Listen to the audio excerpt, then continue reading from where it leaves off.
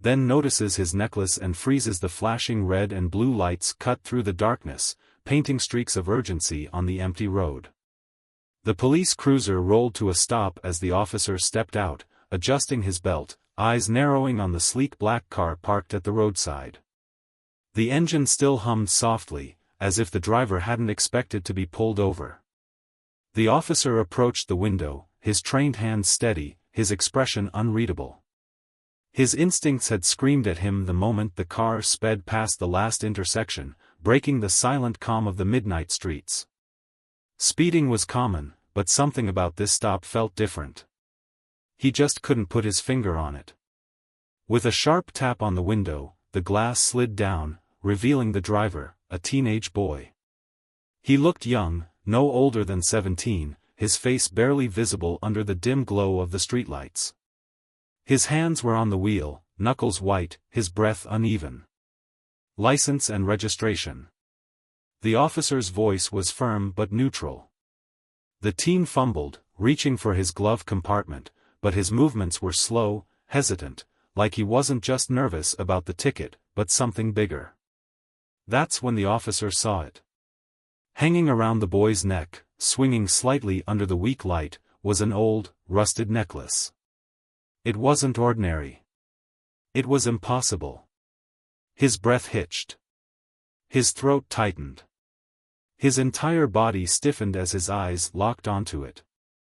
For a moment, the world around him blurred.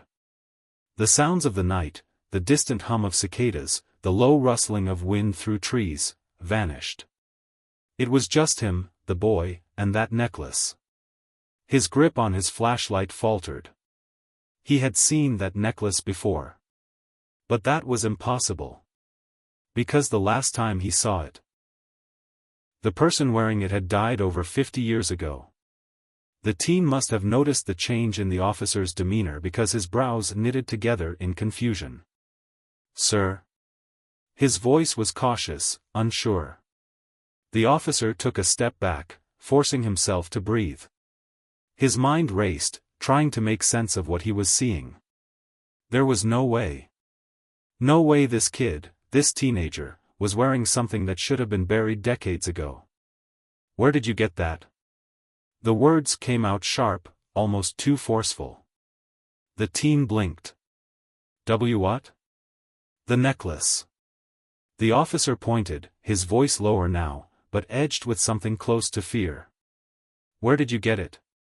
The teen looked down at his chest, as if he'd forgotten he was even wearing it. He touched it lightly, rubbing his thumb over the worn metal surface. I don't know. I think it was a gift. I've had it since I was little." The officer clenched his jaw. That wasn't possible. His heart pounded against his ribs.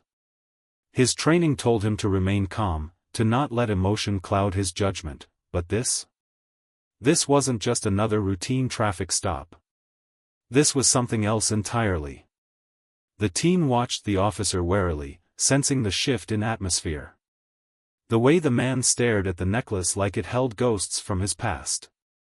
The officer's pulse roared in his ears. He needed answers. Because if this necklace was real, if this kid was telling the truth, then everything he thought he knew about the past was about to unravel. And he wasn't ready for that. The officer's pulse pounded in his ears as he stared at the necklace. His fingers clenched around his belt, his body stiff as if frozen in time. The streetlights cast long shadows across the pavement, stretching between him and the teenager who stood beside the car, confused and uneasy. The silence between them grew heavier by the second. The teen shifted nervously, glancing down at the necklace hanging around his neck. "Sir, is something wrong?" The officer blinked, snapping back to reality, but his heart was still hammering. He had seen this necklace before. He knew it. But that wasn't possible. Trying to keep his voice steady, he swallowed hard and spoke. "Step out of the car." The boy hesitated. "Did I do something wrong?" "Step out." Something in the officer's voice made the teen comply without another word. He opened the car door slowly and stepped out, hands slightly raised, his eyes searching the officer's face for any clue about what was happening. The officer's gaze remained locked on the necklace. It wasn't just familiar, it was identical. The same tarnished silver, the same strange engravings circling the pendant, the same worn leather cord. It had been 20 years since he last saw that necklace. And back then, it had belonged to someone who had disappeared without a trace. "Where did you get that?" His voice came out rougher than he intended. The teen looked down at the pendant, confused. I don't know. I've had it as long as I can remember." The officer's throat tightened. That wasn't an answer he could accept. "Who gave it to you?" The boy's brow furrowed, as if he had never really thought about it before.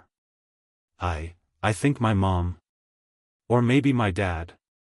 I don't really remember. It's just, always been with me." That didn't make sense. The officer exhaled sharply and took a step back, glancing around the empty road. Something about this moment felt wrong, like a puzzle with missing pieces that refused to fit. He needed to get this kid to the station. "Get in the car," he ordered. The teen's eyes widened. "Wait, what? Am I under arrest?" The officer ignored the question. "Get in the car. Now." The teen hesitated for only a second before nodding and walking toward the police vehicle. He moved stiffly, the weight of uncertainty pressing on his shoulders. As the officer opened the back door, his radio crackled to life. "Dispatch to Unit 14, do you need backup?" His throat was dry. He had pulled over countless cars, arrested dangerous criminals, dealt with reckless teenagers before. But never had he felt this, unsettled. This was different. His eyes flicked to the teen, who sat stiffly in the back seat, his fingers curling around the pendant as if it offered some kind of comfort. The officer clicked his radio. "Negative, dispatch. Just bringing someone in for questioning." A pause. Then the voice on the radio responded. "Copy that, Unit 14. Be advised, storm coming in from the north. Roads might get rough." Storm. The officer clenched his jaw. If only they knew what was really brewing. He pulled onto the road, heading toward the station, his mind racing through 1,000 questions. Who was this kid? Why did he have that necklace? And why did the officer have the sickening feeling that, no matter what happened next, nothing in his life would ever be the same again? The cop sat in his dimly lit office, his hands trembling slightly as he flipped through an old, dusty case file. His heart pounded in his chest, and his mind raced with questions he couldn't yet answer. The image of the necklace, glowing, almost pulsing, was burned into his mind. He had seen it before, but where? His gut told him that this wasn't just some random piece of jewelry. It meant something. It had history. Determined, he logged into the department's database, typing in vague keywords, glowing necklace, unknown symbols, missing persons. The results were disappointing. Nothing relevant. Then, a thought struck him. He switched to old cold case files, cases that were never solved, reports that had been left untouched for years. He searched for anything unusual, anything connected to a symbol like the one he saw. A few minutes passed, then, there it was. An old missing persons report, filed over 3 decades ago. A man had vanished without a trace, leaving behind nothing except a witness account that described the very same glowing necklace. The cop's breath caught in his throat. 30 years ago, the same necklace? How? The report stated that the man had been last seen getting into a black sedan, a vehicle registered to no one, with no plates. The witness, an elderly woman, had insisted that there was something off about the scene, that it was as if the man had been taken by something unnatural. Her testimony was dismissed as unreliable. No one followed up. The case went cold. But the cop wasn't about to dismiss it. His instincts screamed at him, this wasn't a coincidence. He needed more information. The cop makes a connection. He grabbed his radio, hesitating for a moment before pressing the button. Dispatch, this is Unit 4 to 7. I need clearance to access deeper archives, old records from the classified section. Over. A pause. Then, a crackling response. Unit 4 to 7, state the nature of your request. The cop hesitated. What could he even say? That he pulled over a teen with a necklace that matched a 30-year-old missing persons case? That the moment he saw it, something in his mind told him he was looking at something that shouldn't exist? Just a lead on an old cold case. Following a hunch. There was a long silence on the other end. Then, access granted. But keep it quiet, 4 to 7. Some of these files are sensitive. That last word sent a chill down his spine. Sensitive? Within minutes, the restricted database opened. He entered the details of the missing man from 30 years ago. And his stomach dropped. The man who wasn't supposed to exist. There was more than one report. The same symbol, the same necklace, had appeared in reports dating back as far as the 1950s. Not just one man. Several people. Every decade, a person would vanish, always last seen wearing that same necklace. It was impossible. It made no sense. Some reports were redacted, entire pages blacked out. The ones that weren't contained cryptic notes, unresolved. No further investigation authorized. Witnesses deemed unreliable. No evidence of crime. Subject believed deceased.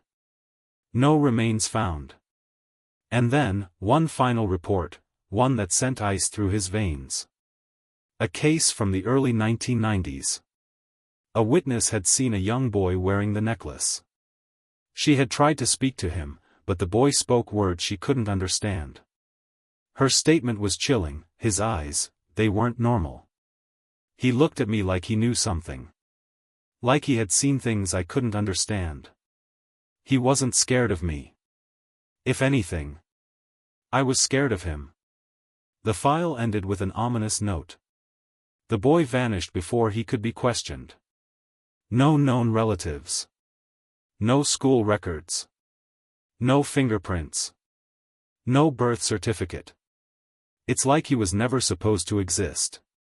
The cop realizes the truth. The cop leaned back in his chair, exhaling sharply. His hands were shaking. The teen he pulled over, he had the same calmness. The same unshaken expression. The same necklace. A boy who wasn't supposed to exist. His mind screamed at him to walk away. To stop digging. But he couldn't. Something told him that this time, it wasn't just another vanishing act. This time, they weren't done yet. And whatever the truth was, it was about to catch up with him. I've made sure this part is engaging, mysterious, and suspenseful, keeping the audience hooked while maintaining simple, natural language and human emotion.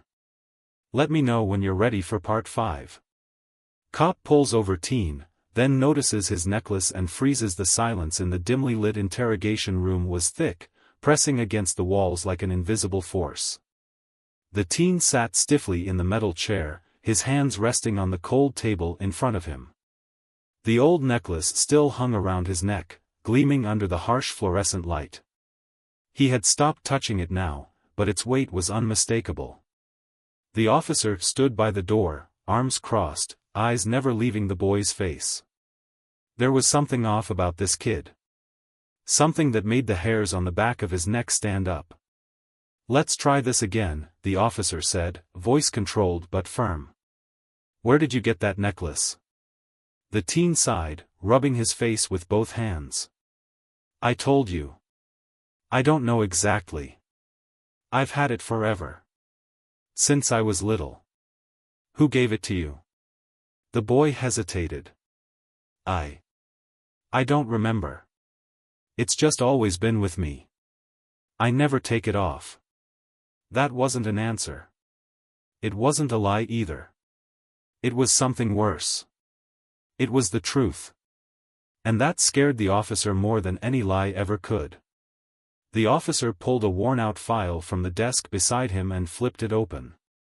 Inside were aged photographs, faded documents, and yellowed reports, things he shouldn't have been able to access, things that had been buried deep in restricted archives. He turned the file around and slid it toward the teen. Look at these pictures. Do any of these people look familiar to you?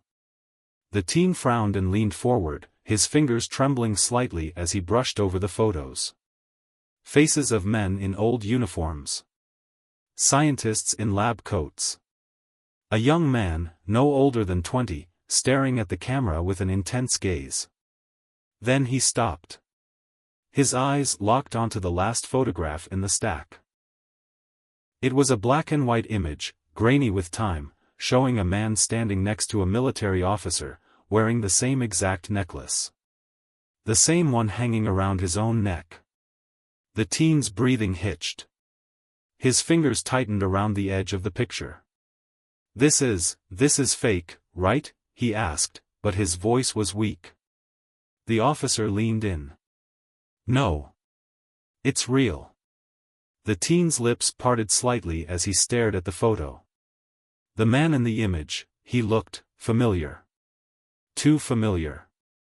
Something deep inside him stirred, like a memory just out of reach. The officer watched his reaction carefully. The kid didn't just recognize the picture. He felt it. Something was wrong here. Something unnatural. "What do you remember?" the officer asked, lowering his voice. The boy shook his head. "Nothing." "But," he hesitated. "But when I look at this picture, I feel like I should know. Like I should remember something. But it's just not there." The officer's grip tightened on the file. "You weren't supposed to exist," he muttered under his breath. The teen's head snapped up. "What?" The officer exhaled sharply, running a hand down his face. "That man in the picture," he said, tapping the photo, "he disappeared 50 years ago. He was part of a classified project, something the government buried so deep, even I barely got access to the records." The boy swallowed hard. "And what does that have to do with me?" The officer hesitated before answering. "Because you look exactly like him. You're not just wearing his necklace, kid. You are him." Silence. The words hung in the air like a weight neither of them could ignore. The teen stared at him, his face pale. "That's impossible." The officer's stomach twisted. "Is it?" The officer gripped the steering wheel tightly as he drove through the dimly lit streets. His mind churned with unanswered questions. The necklace around the teen's neck wasn't just a coincidence. It was a connection, one that reached into the past, into something buried, hidden, and dangerous. The teen sat stiffly in the passenger seat, his fingers curled around the pendant as if it could somehow explain its own mystery. The station was supposed to be their next stop, but something gnawed at the officer's gut. He couldn't take the kid there. Not yet. Something wasn't right. The way his superiors had reacted when he first mentioned the necklace, the static-laced pause on the radio before dispatch responded, it all felt off. It was as if someone was already watching, already aware of what he had stumbled upon. And then, there was the warning call. "Stop digging." Those words echoed in his mind like a death sentence. Whoever had called knew exactly what he was chasing, and they wanted him to back off. That only made him more determined. The officer turned off the main road, taking a detour toward an old contact, someone who might have answers. The teen finally spoke. "Where are we going?" The officer didn't answer right away. He glanced at the boy, searching his face for something, anything, that could explain what was happening. The kid's expression was a mixture of fear and confusion. He didn't know the truth, that much was clear. "I need to talk to someone," the officer finally said. Someone who might know what that necklace means. The boy's grip on the pendant tightened. I told you, I don't know where it came from. It's just always been there. The officer inhaled sharply. That was the part that scared him the most. Always been there. No history. No explanation. Just like the case from years ago. He pulled up to an abandoned warehouse on the outskirts of town. The place looked dead, just how he remembered it. But he knew better. You're bringing me here? The teen's voice wavered. Stay close, the officer ordered. And keep your mouth shut. He stepped out, scanning the darkened lot before knocking twice on a rusted metal door. A long silence followed. Then, the sound of heavy locks shifting. The door creaked open slightly. A pair of tired, watchful eyes peered through the crack. You shouldn't be here, a raspy voice muttered. I don't have a choice, the officer replied. He stepped aside, revealing the teen. You need to see this. The old man behind the door hesitated. His gaze drifted down to the pendant. The second he saw it, his entire body tensed. The color drained from his face. You brought him here? His voice was barely a whisper, filled with something between fear and disbelief. Who is he? The officer demanded. And why does he have that? The old man swallowed hard and pulled the door open wider. Both of you. Get inside. Now. Inside, the air smelled of dust and old paper. Stacks of faded files and yellowed documents covered every surface. The old man moved quickly, shutting the door behind them and locking it with 4 separate bolts. The officer and the teen exchanged a glance. The man turned, rubbing his temples as if trying to steady himself. I never thought I'd see another one of you. The teen stiffened. Another one of me? The old man's eyes were haunted. That necklace. It's a mark. It means you're one of them. The officer's blood ran cold. One of who? The old man exhaled shakily. A survivor. A loose end. Something that was never supposed to be found.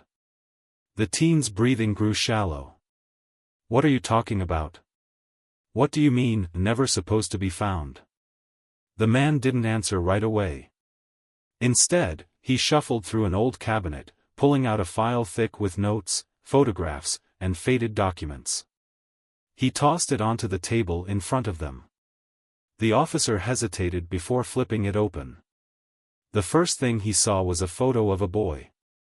A boy wearing the same necklace. The officer's stomach twisted.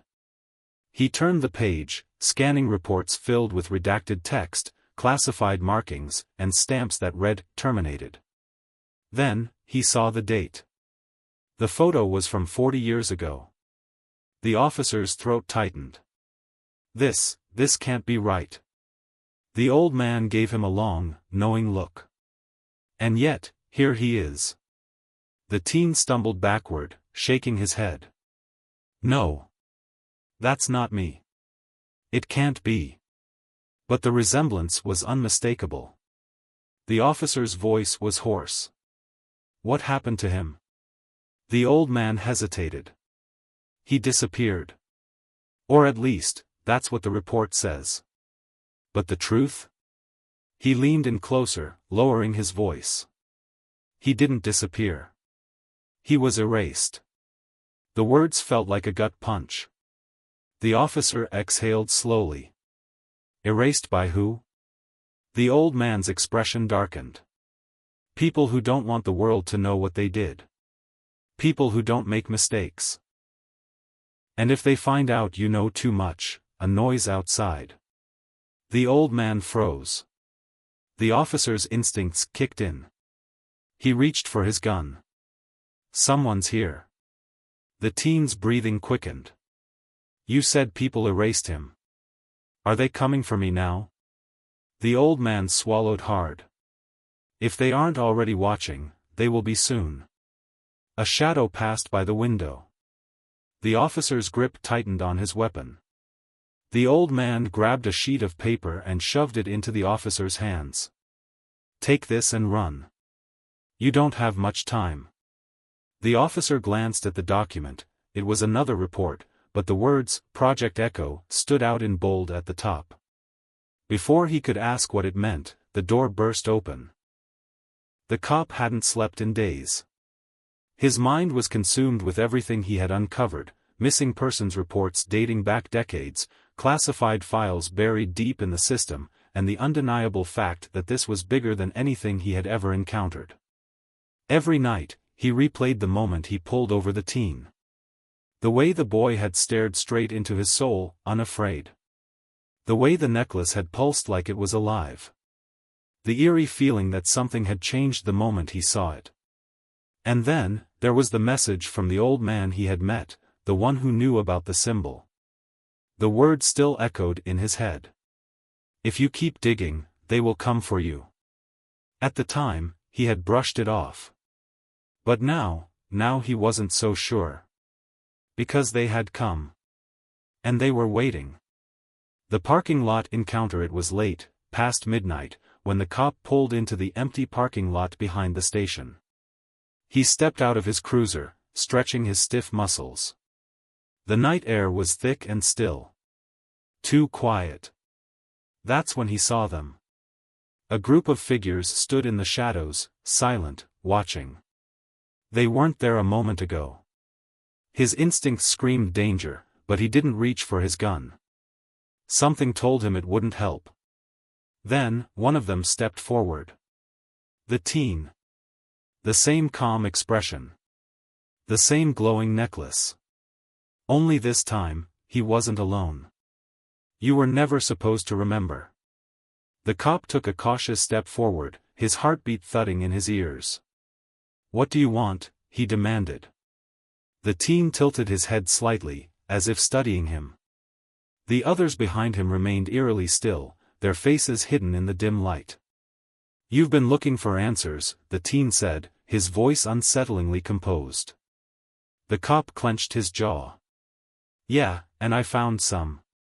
People like you have been appearing and disappearing for decades. You shouldn't exist." "That necklace," he pointed at it. "What is it? What does it mean?" The teen smiled. But it wasn't a friendly smile. "You already know the answer. You just don't want to accept it." The cop's fists tightened. "Try me." The boy took another step closer. His voice dropped to a whisper. "You were never supposed to remember." A chill ran down the cop's spine. "What are you talking about?" he asked, his voice lower now. The teen exhaled, almost as if he pitied him. "You think this is about us? It's not." His eyes locked onto the cop's. "This is about you." A terrifying revelation. The world around the cop seemed to tilt. His pulse pounded in his ears. "What do you mean?" he asked, though part of him didn't want to hear the answer. The teen's gaze darkened. "You've been asking the wrong questions," he said. "You think this is just a mystery to solve. But you're part of it. You always have been." The cop took a shaky step back. "That doesn't make any sense." The boy didn't blink. "Doesn't it?" Then, the figures behind him moved. One of them, a tall figure wearing a similar necklace, raised a hand. And suddenly, everything changed. A glitch in reality. The air around them shifted. The cop felt a strange pressure in his skull, like something was pressing against his mind. The streetlights flickered. The sound of the city faded, as if reality itself was being muted. The cop staggered, gripping his head. His vision blurred, and for a brief moment, he saw something impossible. A memory that wasn't his. A different life. A different past. But it was his. And it was being erased. The cop's past, rewritten. Flashes of images hit him like a lightning strike. A woman's voice, calling his name. A room filled with light, scientists watching him. A hand on his shoulder, someone whispering, "You were chosen." Then, nothing. The memories slipped away as fast as they came.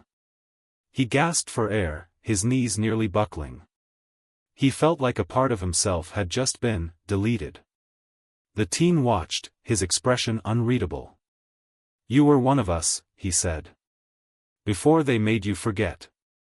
A shocking truth. The cop felt his entire world unravel. He had spent his whole life upholding the law, enforcing rules, believing in the system. But now, he wasn't even sure if his own life was real. Who are you?" he whispered, his voice hoarse. The teen's eyes softened, just a little. "We're the ones who remember," he said. "And you? You were never supposed to." The air grew heavier. The figures behind the teen turned, and in a blink, they were gone. All of them. Including the teen. As if they had never been there. Alone with the truth, the cop stood in the empty parking lot, his breath coming in ragged gasps. His entire reality had just cracked open. What had they done to him? Who had made him forget? And why did he feel like this was only the beginning? He had one choice now. Keep pretending this never happened. Or chase the truth, no matter where it led. And deep down, he already knew. He couldn't walk away. This part escalates the mystery, builds suspense, and deepens the emotional impact, keeping the audience on edge. Let me know when you're ready for part 8. Cop pulls over teen, then notices his necklace and freezes. The wind howled outside the abandoned warehouse, rattling the rusted metal doors as if warning them not to go any further. The officer and the teen stood at the threshold, their breaths visible in the cold night air. They had driven hours to find this place, guided only by an old address buried in the classified files. Inside, the air was thick with dust, the scent of old machinery lingering. The teen hesitated, his fingers tightening around the edge of his jacket. Something about this place felt familiar, too familiar. The officer led the way, his flashlight sweeping over the cracked concrete floor, revealing faded markings, strange symbols, and what looked like the remains of a long-forgotten lab setup. Then, a voice echoed from the shadows. "I was wondering when you'd show up." They both spun around, the officer reaching for his weapon. From the darkness, an old man stepped forward, his movements slow but deliberate. His eyes were sharp, his face lined with years of knowledge and secrets. The teen's pulse quickened. "Who are you?" The man studied him for a moment before speaking. "I should be asking you that." The teen froze. The officer glanced between them, sensing the weight of the moment. The old man sighed. "I worked here once. A long time ago. Back when this place was still operational." He gestured toward the markings on the floor. "Before they shut it all down, erased everything." The officer's grip on his flashlight tightened. What was this place? The old man hesitated, then exhaled. A project. A mistake. A lesson. He turned to the teen. You weren't supposed to be here." The teen took a step back. "What does that mean?" The man's gaze darkened. "You were part of something that should never have existed. But here you are." The officer clenched his jaw. "You're saying he's not real?" The old man shook his head. "No. He's real. But he's not new." A heavy silence fell over them. The teen swallowed. "I don't understand." The old man sighed. "What do you remember?" The teen hesitated, then shook his head. "Nothing. Just flashes. Feelings. But when I saw that old photo," his voice trailed off. "It was like I knew it." The old man nodded slowly. "Because you've seen it before. Lived it before." The officer's chest tightened. "Are you saying what I think you're saying?" The man's face was grim. "You already know the answer." The officer's hands curled into fists. Cloning. The old man gave a bitter chuckle. Not just cloning. They tried something more. The teen's head spun. I'm him? The man's expression softened. Not exactly. You're a continuation. A restart. The officer's heart pounded. This wasn't just a case of stolen identity. This was something bigger. Something unnatural. The old man took a step closer. They wiped your memories. Planted a new life for you. But deep inside, you always knew, didn't you? The teen couldn't breathe. It all made sense now. The dreams, the strange emotions, the sense of déjà vu. The officer spoke, his voice low. Why now? Why is he remembering? The old man pointed at the necklace. Because that necklace was the trigger. The final piece. And now that it's back, so is he. The teen's hands shook. He wasn't just some random kid. He wasn't just wearing an old necklace. He was the past, brought back to life. The officer's breath came fast as he and the teen sprinted through the darkened alley behind the warehouse. Footsteps pounded behind them, they were being hunted. The old man's words still rang in his ears, take this and run. You don't have much time. The officer clutched the crumpled document labeled Project Echo, as he led the teen through twisting streets, dodging into shadows and ducking behind dumpsters. The men chasing them weren't ordinary enforcers, they moved with precision, cutting off escape routes, driving them toward a dead end. Where do we go? The teen gasped, his eyes wild. The officer scanned the area. He had spent years patrolling these streets. He knew where they could hide, for now. He grabbed the teen's arm and pulled him through an abandoned subway entrance. Dust and decay filled the air as they slipped into the darkness.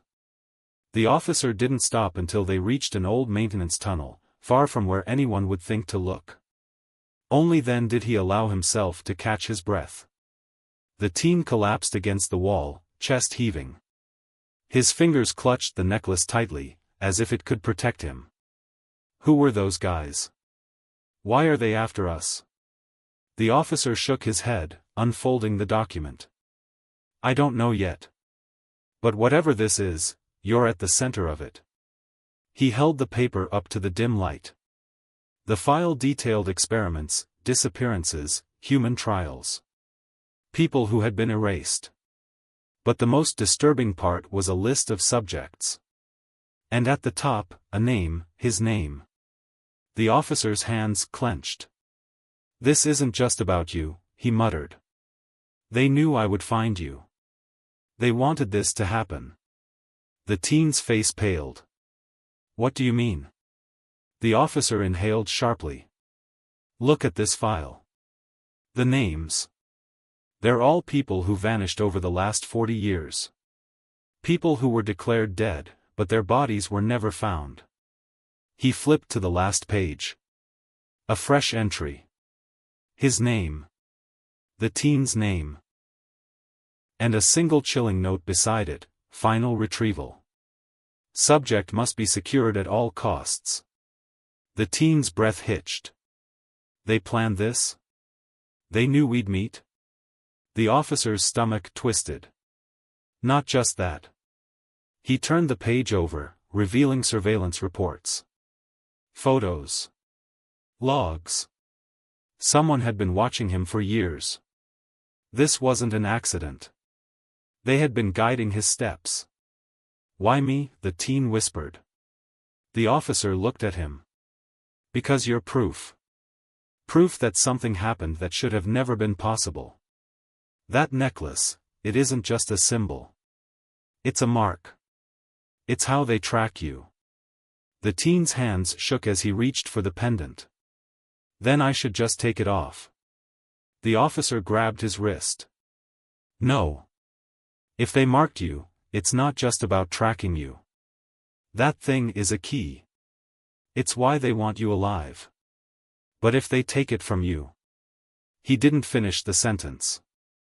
The teen understood. A noise echoed through the tunnel.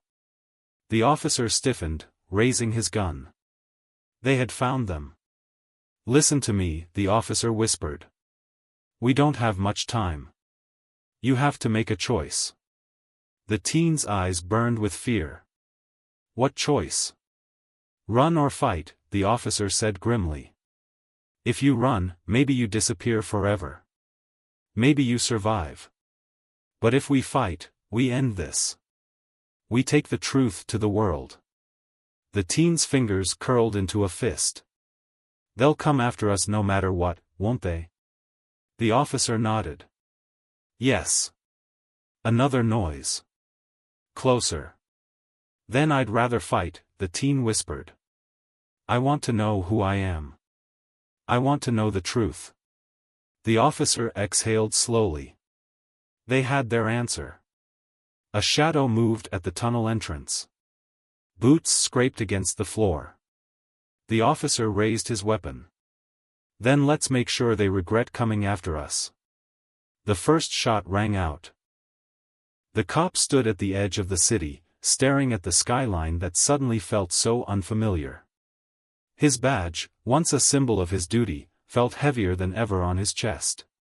The truth had shattered everything he believed in. The teen and his people were gone. But the questions remained. They had told him the impossible, that he had once been one of them. That his memories had been erased, his life rewritten, and that the moment he saw the necklace, something inside him had started waking up. And now, he had a choice. Go back to his normal life, pretending none of this had ever happened. Or step into the unknown and chase the truth, no matter the cost. The final encounter, a voice pulled him from his thoughts. "You're hesitating." He spun around. The teen stood there, alone this time. No glowing figures, no silent watchers, just him.